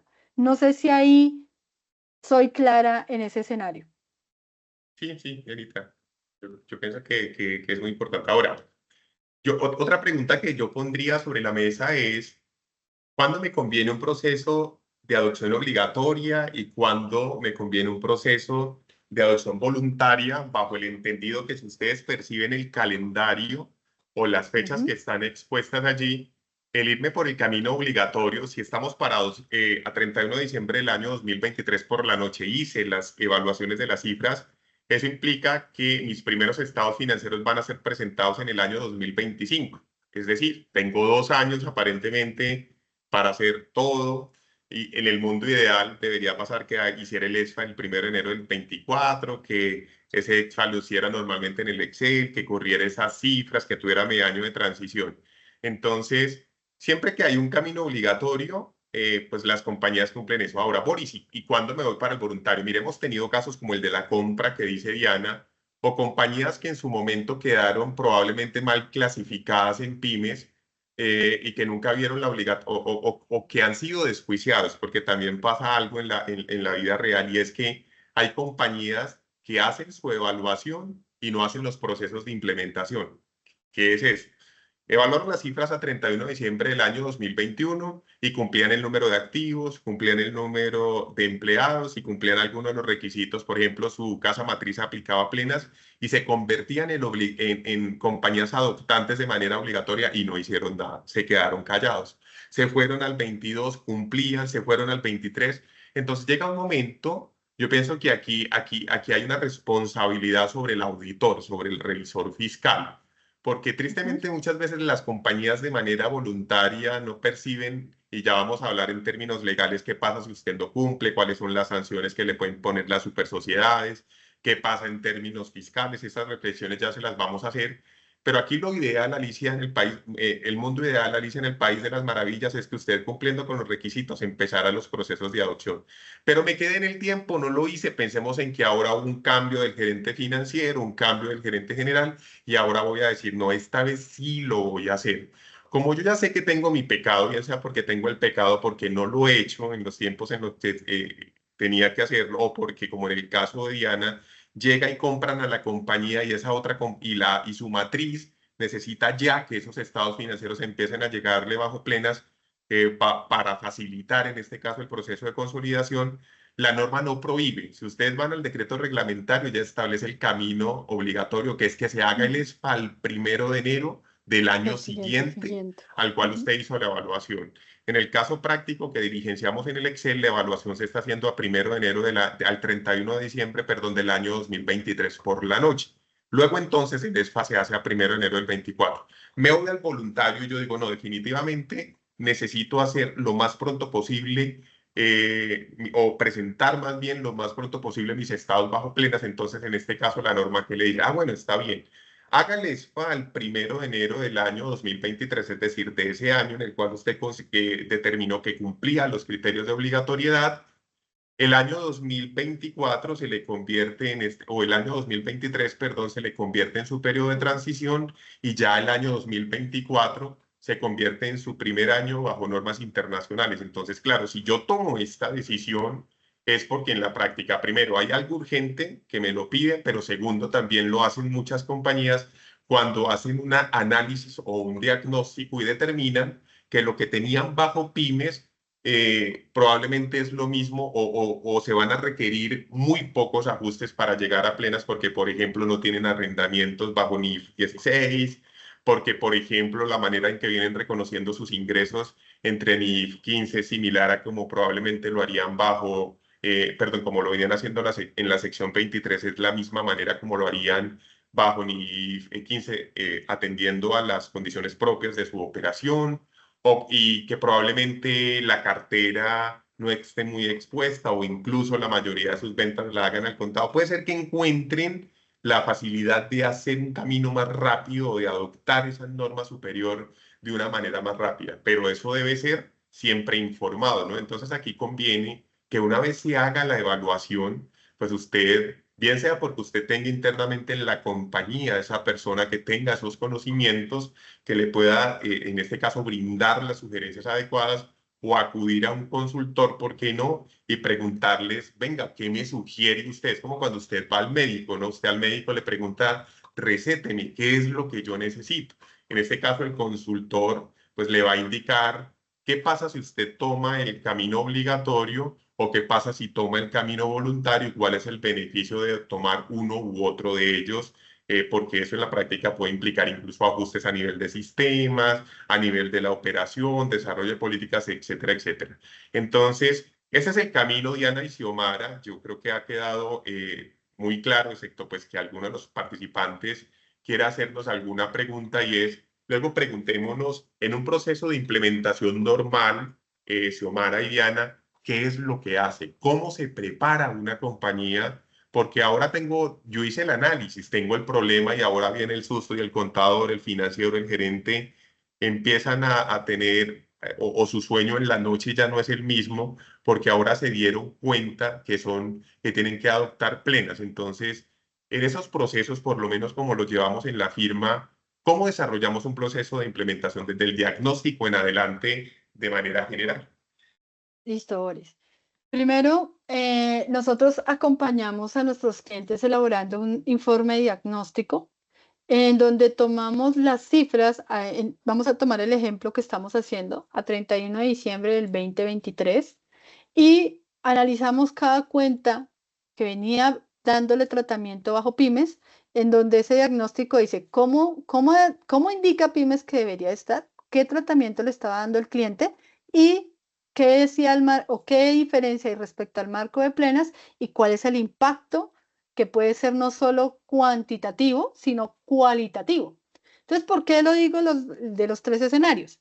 Revisamos el balance a 31 de diciembre, porque están las cuentas de balance, pero aún miramos el impacto que pueda llegar a tener en resultados. ¿Por qué se vuelve importante esto, Boris? Porque uno lo primero que piensa es, va a tener los principales impactos de pasar de pymes a plenas, NIF 16, NIF 15, NIF 9 y FRS 7 de notas de revelación de riesgos. Si NIF 23, ya vamos a verlos un poquito detalladamente, pero este diagnóstico uno puede llegar a encontrar cosas, Boris, que aún estando bajo el marco de pymes, no le estaban dando el tratamiento adecuado al marco de pymes y se convierte en un error que tengo que entrar a corregir en la implementación. Posterior a que hago un diagnóstico, y como todo médico en un diagnóstico, le identifico dónde comienza su cambio, cambio en números y cambio en revelaciones y cambio seguramente en procedimientos, porque si a ti te llega un cliente con 60 contratos de arriendo, en donde él es arrendatario de locales o bodegas, pues yo tengo que irle diciendo al señor en el diagnóstico, señor, su sistema contable o debe comprar un desarrollo para llevar la valoración de 60 contratos de arriendo. ¿Por qué? Porque seguramente lo podemos hacer en un Excel o lo hacemos en un Excel para efectos de la implementación, pero para usted, yo capacito a su personal, pero si usted no está en la capacidad de continuar dándole a esos saldos que yo le doy en los primeros estados financieros, si no está en la capacidad de poderle darle la continuidad, pues en un Excel, entonces es mejor crear un desarrollo. Entonces van a surgir impactos de números cualitativos y de sistema. Entonces, eso sale en un diagnóstico. Lo siguiente que hacemos es, como ya identificamos el ayayay, en dónde le va a impactar, entonces yo voy a elaborar unas políticas contables bajo el marco de NIF plenas. Entonces yo le digo, usted venía aplicando unas políticas bajo el marco de NIF pymes, vamos a aplicarlas debajo de NIF plenas. No significa que todo va a cambiar. Seguramente en propiedad, planta y equipo, el umbral de capitalización sigue siendo el mismo, las vidas útiles que usted definió en pymes, que nada cambia en plenas, porque el concepto de vida útil de pymes a plenas es el mismo, a no ser que tenga un error contable. Entonces, en ese escenario, usted sigue utilizando sus mismas vidas útiles, usted tiene que hacer un análisis muy juicioso y justificar en unos memorandos técnicos aquellos contratos de arriendo en donde usted tiene calidad de arrendatario y cambia la sección 20 a la NIF 16. Entonces, dejamos cuantificado y documentado todos los impactos grandes que salieron en ese diagnóstico en unos memorandos técnicos, en donde no solo estoy contando carreta de la norma, sino que también te estoy diciendo cómo numéricamente te está impactando. Bueno, usted venía de tratar unos arrendamientos bajo la sección 20, en donde usted es arrendatario como operativo, hoy bajo NIF 16, en donde es un activo que no es de bajo valor, estos son tanto. Entonces, hay unas cifras donde también se llevan a una planilla sumaria. ¿Qué es una planilla sumaria? Es una planilla en Excel que contiene tanto cuentas de balance del ESFA como cuentas de resultado en el año de transición más las de balance, y mediante esa plantilla en Excel puedo determinar mis primeros estados financieros. El estado financiero, 3 columnas, el estado de resultados expresado el año de transición, el del año obligatorio, se rehace el estado de cambios en el patrimonio y rehacemos el flujo de efectivo. ¿Por qué? Porque tienen impactos, porque se mueven las cifras del año de transición. Hacemos un informe.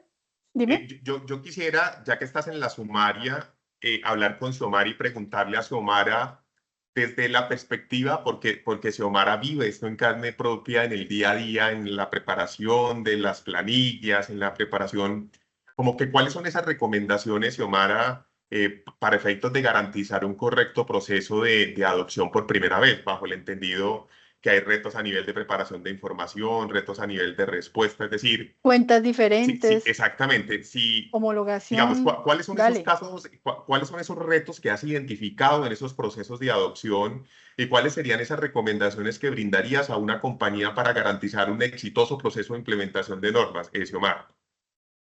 Listo, Boris, sí.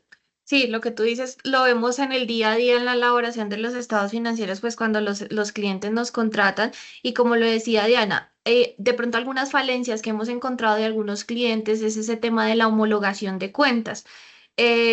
Un poco, digamos que se puede presentar un poco como de desorden, si lo podemos llamar de esa manera, en ese tema de la codificación de las cuentas cuando se está tratando. Por ejemplo, voy a ponerte un ejemplo que algo nos pasó hace unos días con un cliente donde tenía las cuentas de inventario y asimismo lo estaba revelando en sus estados financieros. Todo lo de los inventarios lo estaba revelando y lo estaba mostrando dentro de los deudores comerciales. Entonces, ¿qué hacemos nosotros? Entramos a decirle, mire, de acuerdo a la taxonomía que nos da la IFRS, el IASB nos está dando una taxonomía, de acuerdo a esa taxonomía, organicémoslo de esta manera y demás.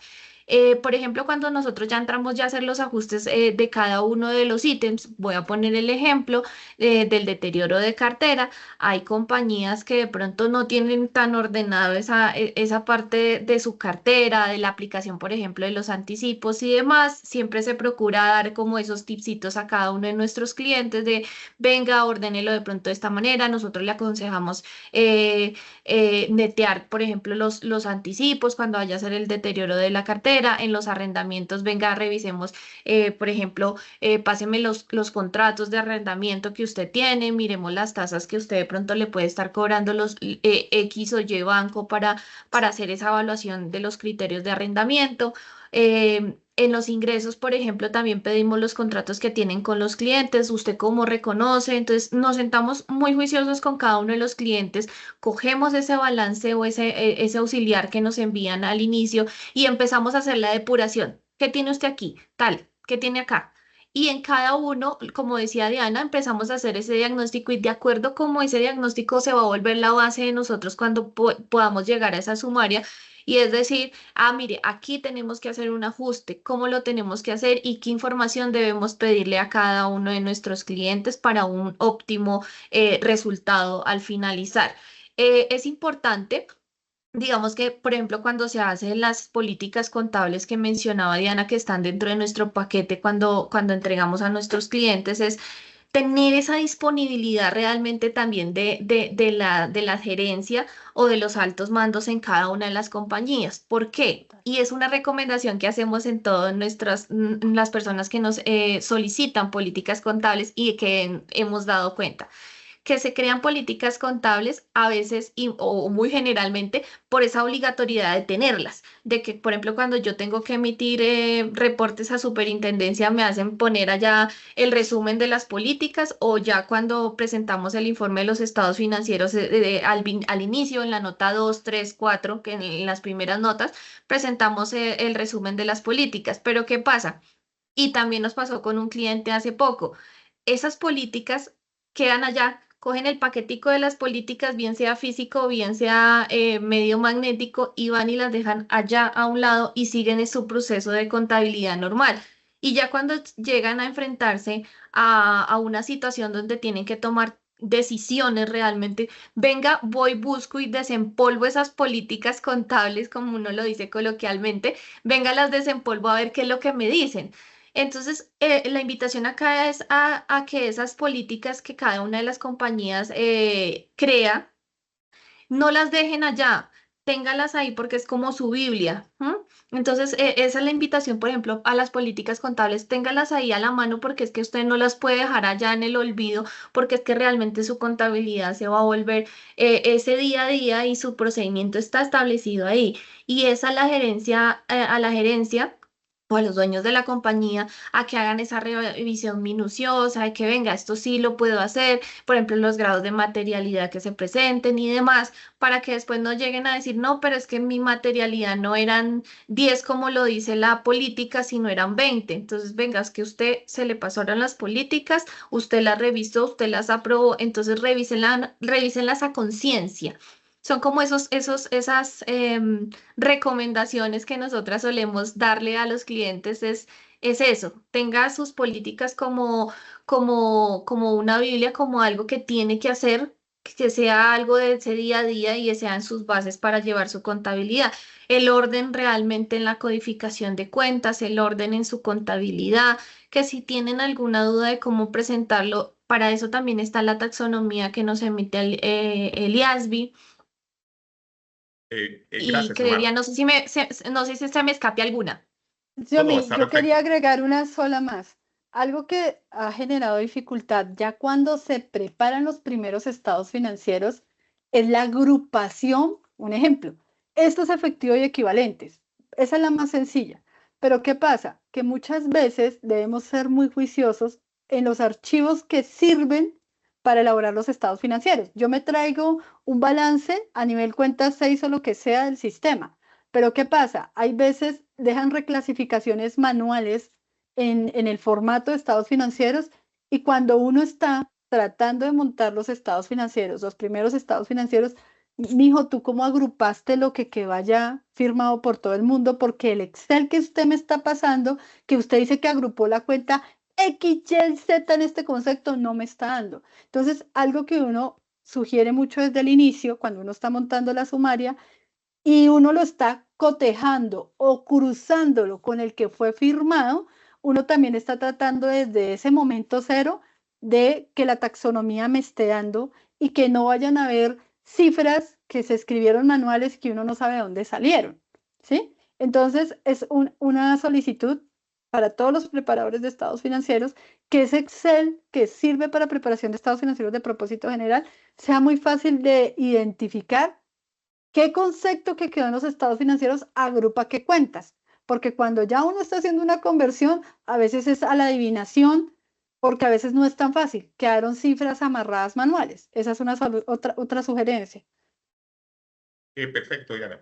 Yo retomo algo de lo que, en lo que hacía énfasis Xiomara y eran las políticas contables únicamente para hacerles también un llamado, porque probablemente acá hay muchas personas que pertenezcan a compañías que pertenecen al grupo uno y que en este caso adoptan NIF plenas o que están aplicando NIF plenas, que es que esas normas son muy dinámicas y muchas veces las políticas que se definieron en los procesos de implementación hace un par de años, por allá en el 2014, no han sido objeto de revisión y actualización. Tengan presentes que esas normas han cambiado, que ha cambiado, que hoy tenemos una nueva norma de arrendamientos, que hoy tenemos una nueva norma para reconocimiento de ingresos, NIF 15, que hoy tenemos un nuevo modelo de deterioro al que vamos a hacer referencia más adelante entre esas diferencias entre plenas y pymes, de tal suerte que también cobra relevancia que en sus compañías adoptantes o quienes aplican el grupo 1 o aplican NIF plenas puedan tenerlo presente.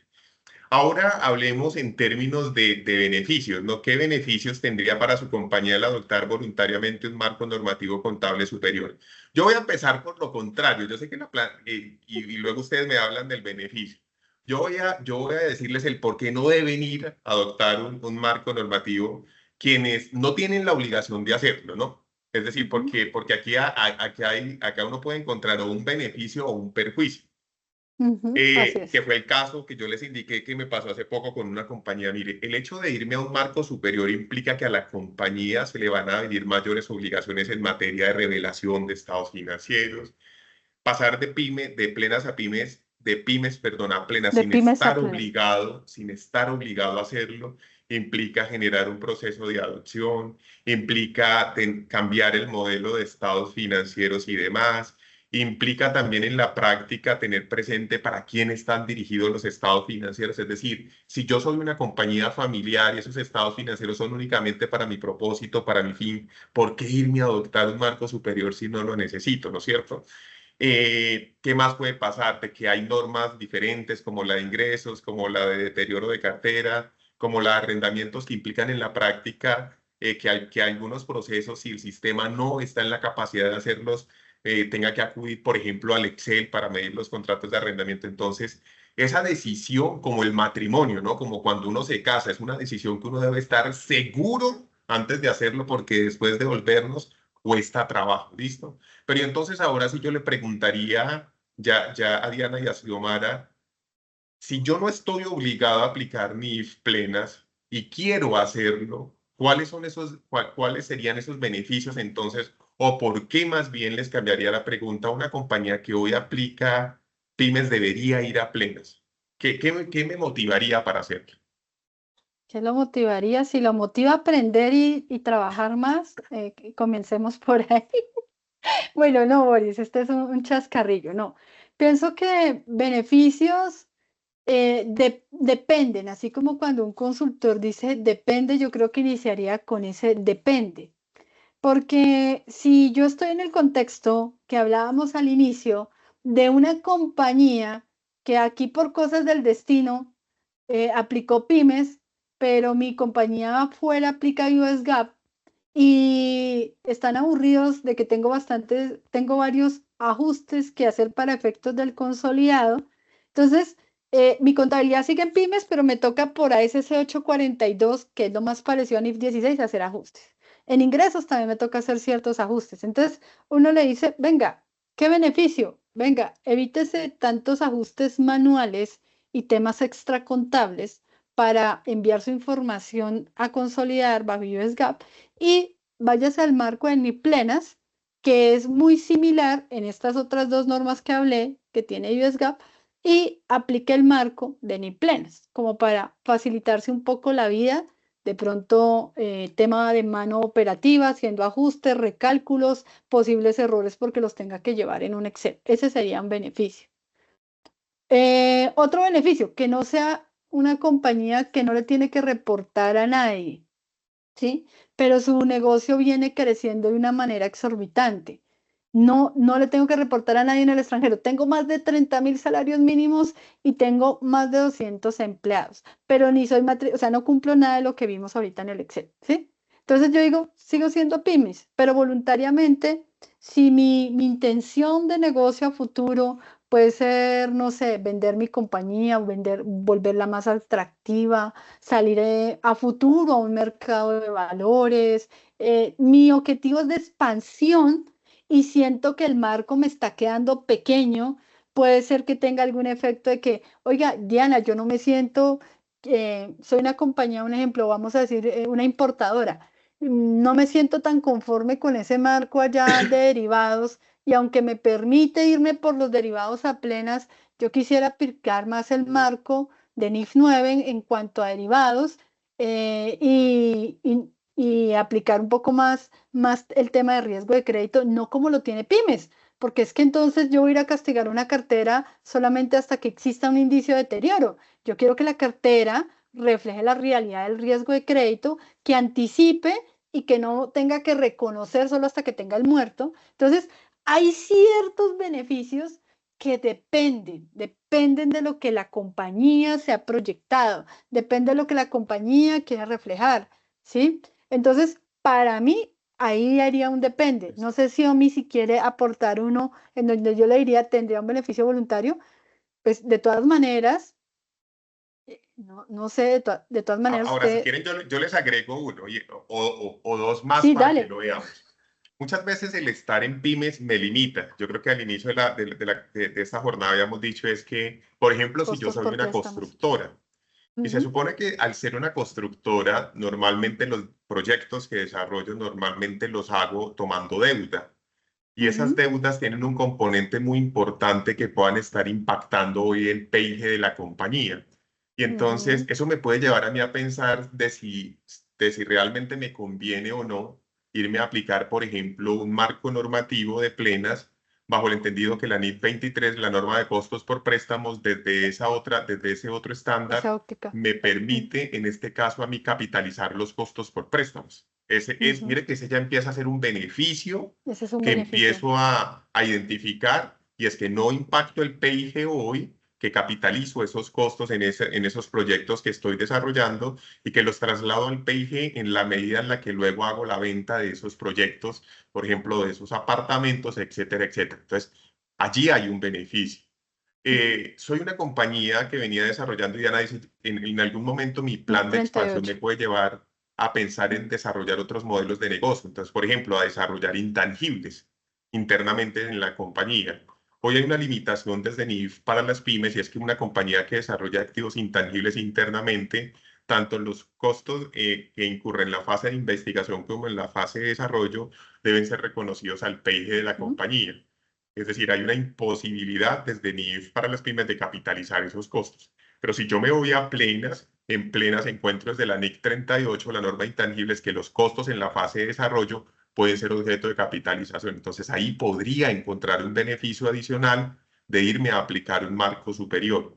Ya Diana ha dejado muy claro, y es la razón por la que muchas compañías hoy, sin estar obligado a hacerlas, se van a un marco superior, y es el evitarse el proceso de homogeneización de políticas contables en los procesos de consolidación, bien sea porque su casa matriz aplique US GAAP o porque su casa matriz aplique NIF plenas, porque puede pasar de que la compañía no cumple el volumen de activos Ni de empleados. ni el volumen de empleados, y obligatoriamente siga clasificada Como aplicando pymes. NIF para las pymes. Y Ujú. entonces se les vuelve en ese proceso complejo de homogeneización de políticas contables para efectos de consolidación, y luego entonces las compañías entienden que es mejor irse a ese marco normativo de la matriz para justamente evitarse en esos procesos extracontables y manuales en los que sin duda podemos equivocarnos. Digamos, beneficios como ese. Lucy Cutiva nos dice, buenos días, por favor nos comparten la grabación de la conferencia. Lucy, sí, luego se va a compartir una encuesta a la que por favor les agradecemos diligenciar para que luego se pueda llegar la información. Hasta ahora hemos tocado los beneficios, el cronograma de implementación obligatoria, en qué consiste un proceso de implementación y demás, pero también habíamos indicado que como parte de la agenda pretendemos evaluar también esos criterios de clasificación de grupo 3 hacia grupo 2. Y entonces yo pienso, Diana, que también sería conveniente que hiciéramos de manera general, o enunciemos cuáles son esos criterios que hoy debe cumplir una compañía para pertenecer al grupo 3, bajo el entendido que los criterios de trabajadores, de los 500 salarios mínimos y demás ya fueron derogados, y que ahora, de acuerdo con los criterios del decreto 1670 del año 2021, realmente los criterios que debe considerar una compañía para clasificarse, pues los tenemos enunciados. Yo no sé si los quieras Sí, abordar, Dianita. sí, muy rápidamente. Entonces, estos estuvieron hasta el año 2022, los que acaba de mencionar Boris. ¿Cuáles tenemos nuevos? Que es lo que incluye el decreto 1670. Entonces, esas compañías que son grupo 3, que no es ni pymes, ni es ni plenas, sino es un marco creado aquí en Colombia. Entonces, ¿qué debe considerar? Soy grupo 3 si no mantiene inversiones en instrumentos de patrimonio subsidiarias, negocios conjuntos asociados. Inversiones en instrumentos de patrimonio, o sea, inversiones en otras compañías creadas, ¿cierto? No mantengo inversiones. No estar obligado a presentar estados financieros combinados, consolidados o separados. Tengan en cuenta que entonces estaría presentando estados financieros, ¿qué? Individuales. En Colombia tenemos esos que se llaman individuales, que es que yo no tengo inversión en dónde, ni en subsidiarias, ni en negocios conjuntos, ni en asociadas. No realizar transacciones realizadas con pagos basados en acciones. La famosa NIF 2, de pagos basados en acciones, que también la tiene la de pymes. Entonces yo no le estoy pagando ni a mis contratistas ni a mis empleados con acciones de la compañía. No mantener planes de beneficios postempleo por beneficios definidos. Entonces acuérdense que por allá lo de beneficios definidos es cuando la compañía tiene la obligación de pensionar directamente y tiene el riesgo de pensionar a sus empleados. No ser una cooperativa de ahorro y crédito y no tener ingresos de actividades ordinarias que superen los topes para microempresas de acuerdo con el sector al que pertenecen, conforme a lo establecido al DUR o el Decreto Único Reglamentario 1074 del 2015. ¿Qué significa esto? Que dependiendo de la microempresa, de la actividad que se tenga, este decreto, que no es el mismo, decreto 1074, menciona los topes para determinarse microempresa, dependiendo de la actividad ordinaria. Entonces los pueden consultar en este decreto. Esos son los criterios que vamos a considerar las compañías que vamos a clasificar en grupo 3, ¿cierto? Todo aquello que no cumple estas condiciones, pues ya o es grupo 2 o es grupo 1 si superas los topes de grupo 1. Boris, no sé si el espacio que tenemos ya por el tiempo que cumplimos con los clientes, pero ¿cuáles son los mayores impactos que nosotros tenemos de pasar de un marco de NIPymes a un marco de NIPlenas? Primero, arrendamientos. Usted viene a una sección 20 y va a pasar a la NIF 16 de arrendamientos, en donde el que tiene calidad de arrendatario tiene unos efectos importantes para aquellos contratos que tienen más de un año y que su activo en condición de nuevo es mayor a un umbral que definen ustedes en su política. Entonces, en ese escenario va a haber un impacto porque vamos a reconocer en el balance esos arrendamientos que usted traía como operativos. Pueden presentarse, podría, no significa, es un tema de revisarlo. Pueden presentarse mayores deterioros de la cartera porque aplicamos un modelo de deterioro bajo pérdida esperada. Lo anterior Dianita, significa, pero si te parece, detengámonos y reflexionemos en los arrendamientos un poco. Mire que yo quiero rescatar algo de lo que habías dicho y es que cuando me voy a plenas y el volumen de arrendamientos es muy grande, yo debo automáticamente también estar pensando en que, bueno, va a haber un reconocimiento de activos, de los pasivos y demás, que van a haber diferencias entre lo contable y lo fiscal, porque lo que reconozco, esos activos, por ejemplo, el arrendamiento de la oficina, el arrendamiento de la bodega, que hoy van a estar en el balance, si yo me voy al artículo 127-1 del Estatuto Tributario, esos arrendamientos probablemente sean evaluados como arrendamientos operativos, entonces eso implica que va a haber un proceso de conciliación en la preparación de mi declaración de renta. Hay así es. nuevos retos a nivel de los sistemas de información, porque si como el cliente que nos mencionaba Diana, que tiene 60 arrendamientos, hoy debería preguntarse cuál es la manera correcta o adecuada de poder controlar esos arrendamientos, de si mi sistema de información está o no preparado para llevar esos arrendamientos, si no está preparado, si salgo a hacer un desarrollo o si finalmente termino controlándolo desde el Excel, obviamente supeditado a que los procesos que son manuales, si no se les hace una autoevaluación o una revisión adecuada, por ejemplo, por parte del auditor de la compañía, probablemente va a implicar a que se cometan errores. Retos en cuanto, por ejemplo, Diana, a definición de plazos de arrendamientos, porque muchos de esos contratos que en la actualidad tienen las compañías son contratos que son anuales, ¿no? Yo los firmo para periodos anuales y que tienen cláusulas de renovación automática. Y cuando nos vamos a los criterios de la IFRS 16, pues la norma efectúa los arrendamientos de corto plazo. Entonces ahí vienen los procesos de discusión técnicos entre la compañía y el auditor y el consultor para determinar en la práctica si debería ser el plazo contractual o realmente, por ejemplo, son activos estratégicos para la compañía, de tal suerte que resulte inevitable que haya más de un proceso de renovación automáticos, porque si es, por ejemplo, si yo soy una compañía que me dedico a vender zapatos y los zapatos los vendo, tenis, los vendo en un centro, en un local, en un centro comercial, pues lo lógico no es que vaya a entregar el local al año siguiente. No, Probablemente total. ese local lo Y voy a que son tener por centros 3. comerciales con ya un público ganado, o sea, ¿cómo Exactamente, es que se dice? Acreditados. Entonces usted no se acreditados. va a ir, usted no se va a ir a ese local al siguiente año. Y su historia dice que usted lleva los últimos 5 años ahí y el punto es tan bueno porque pasa que esto lo viene haciendo el financiero. O sea, financiero no es que un punto es malo y lo deja ahí toda la vida, no. Si el punto es bueno, hay proyecciones de que el punto siga. De acuerdo. Eh, Hemos visto también retos, Diana, en procesos de definición de tasas de descuento, ¿no? Es decir, hay Ujú. maneras de determinar fácil la tasa de descuento, como que simplemente voy al banco, la cotizo, o probablemente cuando hay compañías que van a salir a bolsa, que van a emitir instrumentos, allí se vuelve en un Más criterio mucho compleja. más técnico y acuden a nosotros para que les determinemos de una manera mucho más adecuada, mucho más a la medida las tasas de descuento. Así es. Eh, Luego, en materia de deterioro de cuentas por cobrar, Xiomara, por ejemplo, ¿cuáles son esas diferencias entre pymes y plenas, por ejemplo? Por ejemplo, acá encontramos, Boris, el tema de la diferencia entre la pérdida esperada y la pérdida incurrida. ¿M? Entonces, lo que decimos es que anteriormente el deterioro no, anteriormente no, perdón, bajo pymes. El deterioro se calcula con base en el método de pérdida esperada, lo que Incurrida. digamos que es Sí. cuando pérdida incurrida, qué pena, gracias, que cuando se materializa un indicio de deterioro o incumplimiento, digamos, hablando de los deudores, ¿sí?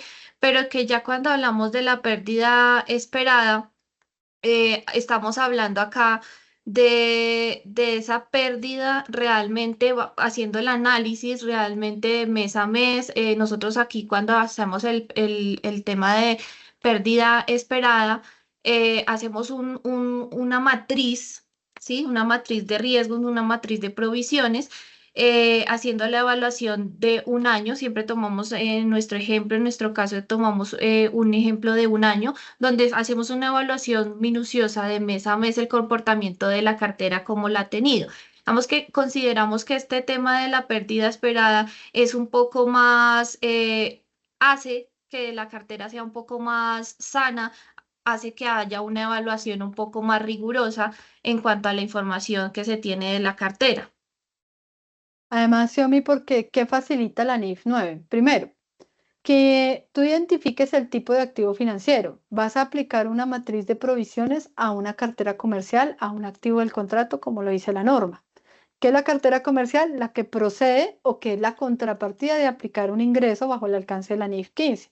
Entonces, en esa matriz de provisiones no solo está considerando datos históricos del comportamiento de moras, cómo me ha venido cayendo la cartera, sino que también podemos vincular a esa matriz de provisiones información con vistas al futuro, como lo llaman algunas compañías, forward looking, que es ver cómo mi cartera tiene un riesgo de crédito porque, no sé, se aumenta la inflación, Boris, y lo que va a pasar, entonces es que yo puedo darme cuenta de pronto en una correlación que me estoy dando cuenta que sube la inflación y los clientes comienzan a pagar lo más urgente y me dejan de últimas a mí, ¿sí? O también uno puede vincular qué otras variables macroeconómicas afectan el deterioro. Ahora, no solamente es la cartera comercial, también podemos tener otras cuentas por cobrar, que es lo que hemos visto con Xiomara, en un enfoque general que pueden tener, debe hacerse el análisis de deterioro. Que arroje cifra es otra cosa, pero que debe hacerse el análisis de deterioro porque seguramente el impacto grande es que como en pymes, si no teníamos un índice de deterioro, no hacíamos nada, pero en plenas vamos a anticipar ese posible impago o ese posible riesgo de impago desde el momento cero. Entonces, sí hay un cambio importante, no solo en eso, en la revelación del riesgo de crédito, riesgo de mercado, riesgo de liquidez y en especial en riesgo de crédito, porque yo tengo que contarle a un tercero la metodología con la cual yo llegué a impactar mis cifras, ¿sí? No sé, mi Xiaomi, lo más retante aquí en la NIF 9 es que tenga la cartera bien detalladita, ¿cierto? Bastante. Y bien organizada, porque de verdad cuando se va a construir una matriz de deterioro, Xiaomi, algo que hacemos siempre, una entrevista con el tercero y qué determinamos en esa entrevista. Segmentos Los que... plazos de pago, por ejemplo, terminamos con ellos. Venga, usted, ¿cuáles son sus plazos de pago, por ejemplo, para sus clientes? Em, bueno, ¿qué nos ha pasado también? Hasta a veces errores en los software, cuando las personas también hacen una migración de software, y es algo que sí, digamos que como recomendación acá, cuando vayan a hacer migración de los software de uno a otro, evalúen y revisen con ese cliente de este sistema, y es que sus fechas, digamos que nos ha pasado. Si la fecha de elaboración del documento es el 1 de enero del 2023, cuando hacen esta migración ya no deja de ser esa fecha, sino le van y le ponen 31 de julio del 2024, que es como la fecha donde están haciendo la migración. Las fechas cambian y nos ha pasado con clientes. Entonces, aquí también es la invitación a revisar cuando hagan esas migraciones de software, a que tanto sus fechas, condiciones de pago y los valores que tengan a la fecha se lleve todo de la misma manera como está, para no generar de verdad impactos en la información cuando se vaya a hacer ese análisis de deterioro que se hace a la cartera. Muy válido, Xiaomi. Listo. Y Ahora, igual en la materia de... segmentación. La Bueno, sí, segmentación. la segmentación también es importante conocer los clientes, el segmento, comportamientos y demás, porque eso en la práctica va a implicar que a un sector, dependiendo de los riesgos, el monto del deterioro o exposición sea mayor. Ahora, en materia de norma de ingresos, también resulta tener presente que debe haber una vinculación de más de una área de la compañía, porque esta es una norma que está estructurada en 5 pasos lógicos, donde se habla de la identificación del contrato. Entonces debemos tener en este caso presentes que debe estar el área jurídica, de que debemos también conocer a los clientes, los tipos de clientes para crear portafolios de contratos, que debemos vincular al área técnica de la compañía para que el área técnica pueda guiarnos también en el proceso de identificación de las obligaciones de desempeño, que son esos compromisos que tiene la entidad de transferir bienes o servicios a sus clientes, que debemos tener presentes cuáles son las contraprestaciones, por ejemplo, variables, cómo manejamos los descuentos, cómo manejamos derechos de devolución, cómo manejamos las penalizaciones, los incentivos y demás, porque entran a formar parte del monto de los ingresos o afectar el monto de los ingresos que reconoce o que impactan o reconocen las compañías hoy en sus estados financieros. Tenemos que entrar o cada uno debe ser consciente de que se debe analizar en esos procesos de adopción de normas internacionales en qué momento se entiende que hay transferencia del control de los bienes y servicios que en este caso oferta la compañía. De tal suerte que hay que hacer procesos de diagnóstico con el único propósito de identificar cuál es la manera correcta para pasar de la sección 23 hacia una norma que ahora se basa en un modelo de control y bajo 5 pasos o etapas a saber. Y finalmente, en materia de, digamos, aquí hemos traído las diferencias principales que consideramos. Claramente hay muchas más en el detalle y demás. Y entonces ya hemos hablado acerca de la capitalización de los costos por préstamos, Diana, que en este caso Isidromaria es exigida por la NIC 23 para la construcción o en este caso adquisición de activos actos, que son activos que requieren de un periodo sustancial antes de estar listos para su uso o la venta. El caso más común cuando se construyen propiedades, planta de equipo, me financio para construir propiedades, planta de equipo, me financio para desarrollar un proyecto de vivienda, por ejemplo, en el caso de una constructora, y respecto de los costos de desarrollo, Diana, que puedas indicarnos. Totalmente. Entonces, como tú también lo mencionabas, en la etapa de costos de desarrollo bajo la NIC 38, esos intangibles desarrollados internamente, pues sabemos que esos costos de desarrollo son capitalizables. Voy a crear un activo intangible. ¿Qué cosa diferente no pasaría bajo el marco de NIC Pymes? Entonces, va a pasar acá precisamente porque va a haber algo que yo tenía reconocido en el gasto, es posible capitalizarlo bajo el marco de NIC de plenas.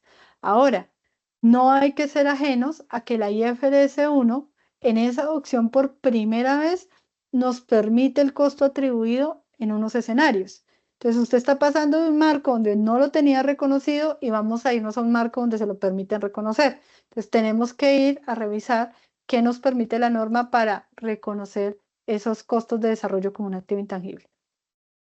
Perfecto. Ahora, ¿qué hemos pensando en la importancia, en la necesidad que tienen estos procesos de evaluación para las personas que están conectadas aquí, siéntanse con la tranquilidad de contactarnos y por primera vez les queremos acompañar como firma en el proceso de diligenciamiento y evaluación sin ningún costo. Es decir, ustedes nos escriben, podemos agendar una cita, en esa cita les acompañamos a diligenciar la planilla, a indicarles si ustedes deben aplicar o no deben aplicar NIF plenas, o sea que también como parte de esa cercanía que queremos generar como Gran Tortón, siéntanse con la plena tranquilidad, reitero, en la encuesta indicarnos si quieren o no quieren que les acompañemos en este caso en los procesos de evaluaciones de grupos contables para sus compañías. Yo pienso que son como los criterios más importantes a los que ya hemos hecho referencia. Si hay alguna pregunta, nos gustaría también poderla resolver en este momento. Y si no, daríamos por concluida la jornada para el día de hoy. Paulita, yo creo que tú ya nos ayudarías con el cierre y les invitamos y en todo caso a diligenciar la encuesta que en estos momentos ha dejado Vanessa en el chat. En esta encuesta las personas que diligencian la encuesta les vamos a compartir las memorias del evento. Bueno, pues ya Boris lo ha dicho todo. Es exactamente como lo dices, Boris, dentro del chat van a encontrar el link para que se registren y puedan recibir posteriormente las memorias del evento. También encontrarán el video para que puedan volverlo a revisar si es de su gusto. Bueno, pues nada, agradecerles a nuestros expertos por este gran evento que nos han brindado el día de hoy. Esperamos pues que haya sido de todo el agrado de las personas que nos acompañaron. Muchas gracias a los asistentes por estar tan atentos hasta el final. Y nada, los esperamos en un próximo evento. Muchísimas gracias y hasta la próxima. Gracias a Hasta todos. luego. Gracias, buen día.